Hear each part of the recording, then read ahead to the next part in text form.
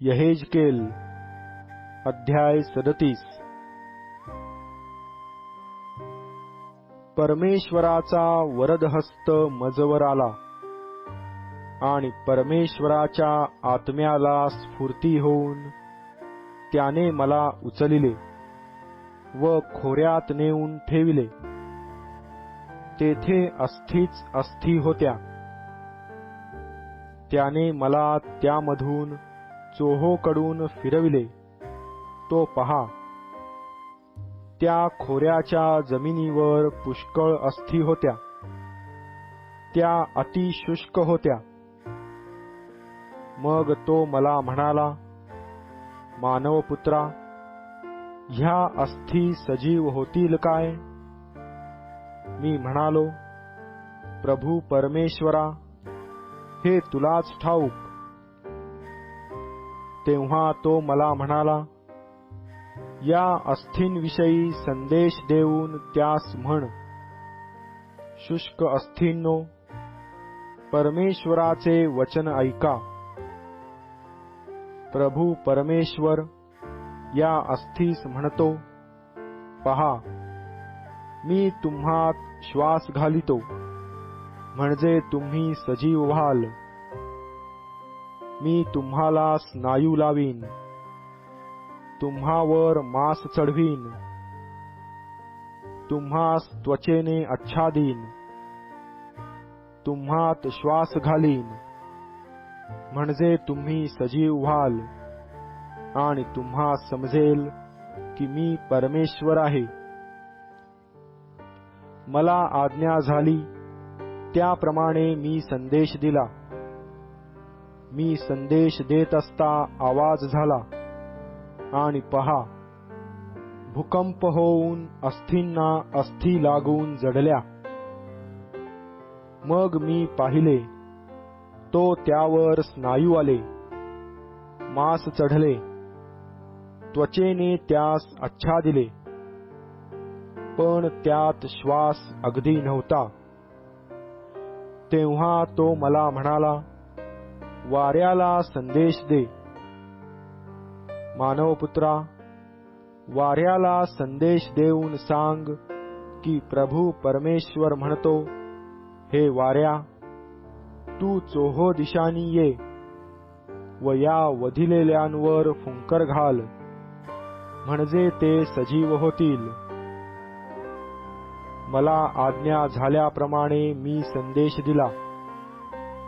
तेव्हा त्यात श्वास येऊन ते सजीव झाले व अतिशय मोठे सैन्य आपल्या पायांवर उभे राहिले। तेव्हा तो मला म्हणाला, मानवपुत्रा, ह्या अस्थी म्हणजे सारे इस्रायल घराणे होय।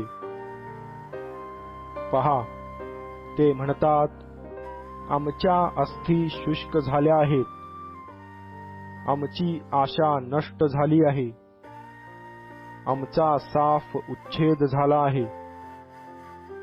म्हणून संदेश देऊन त्यास सांग, प्रभू परमेश्वर म्हणतो, माझ्या लोकांनो, पहा, मी तुमच्या कबरा उघडीन, तुम्हास आपल्या कबरातून बाहेर काढून इस्रायल देशात आणीन। माझ्या लोकांनो, मी तुमच्या कबरा उघडून तुम्हास बाहेर काढीन, तेव्हा तुम्हास समजेल की मी परमेश्वर आहे।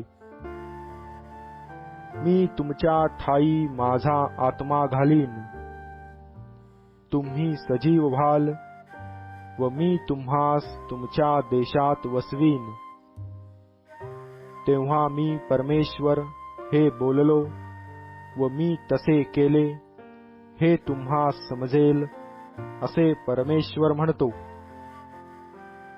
परमेश्वराचे वचन मला पुन्हा प्राप्त झाले की, मानवपुत्रा, तू लाकडाचा एक ढलपा घेऊन त्यावर हा यहूदा व त्याचे सोबती इस्रायल वंशज यांचा असे लिही। लाकडाचा दुसरा एक ढलपा घेऊन त्यावर हा योसेफाचा म्हणजे एफ्राईम व त्याचे सोबती सर्व इस्रायल घराणे यांचा ढलपा असे लिही.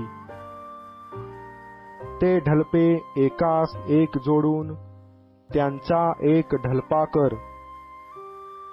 तुझ्या हाती ते एक जीव होतील असे कर.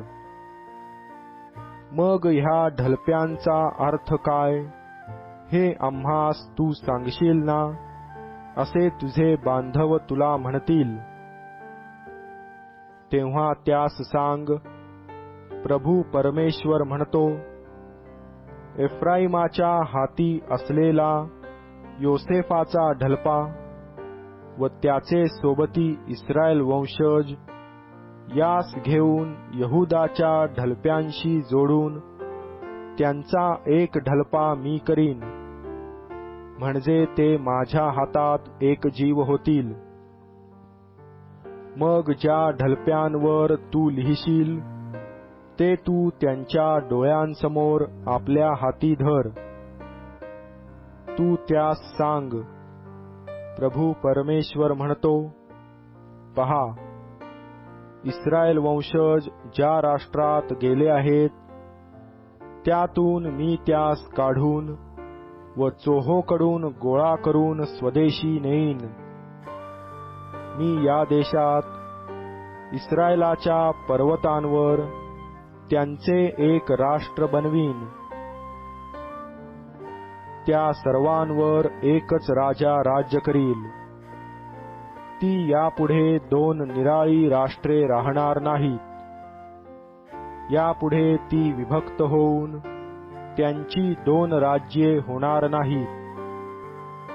ते आपल्या मूर्तींनी, आपल्या तिरस्करणीय वस्तूंनी व आपल्या कोणत्याही पातकांनी आपणाला विटाळणार नाहीत. त्यांनी आपल्या ज्या सर्व निवासस्थानी पाप केले त्या सर्वातून त्यास सोडवून मी शुद्ध करीन, म्हणजे ते माझे लोक व मी त्यांचा देव असे होईल. माझा सेवक दावीद त्याजवर राजा होईल. त्या सर्वांचा एकच मेंढपाळ होईल. ते माझ्या निर्णयांप्रमाणे चालतील आणि माझे नियम पाळून त्याप्रमाणे वर्ततील. जो देश माझा सेवक याकोब यास मी दिला व ज्यात तुमचे पूर्वज राहत असत त्यात ते वस्ती करीतील, तेथे ते व त्यांचे पुत्र पौत्र सर्व काळ वस्ती करीतील. माझा सेवक दावीद त्याजवर सर्व काळचा अधिपती होईल. आणखी मी त्याचबरोबर शांततेचा करार करीन. तो करार सर्व काळचा होईल. मी त्यास वसवीन, त्यांची संख्या वाढवीन आणि सर्व काळ राहील असे माझे पवित्र स्थान त्यांच्यामध्ये स्थापीन. माझा निवास मंडप त्यांच्यावर राहील. मी त्यांचा देव व ते माझे लोक असे होईल. माझे पवित्र स्थान त्यांच्यामध्ये सर्व काळ राहील.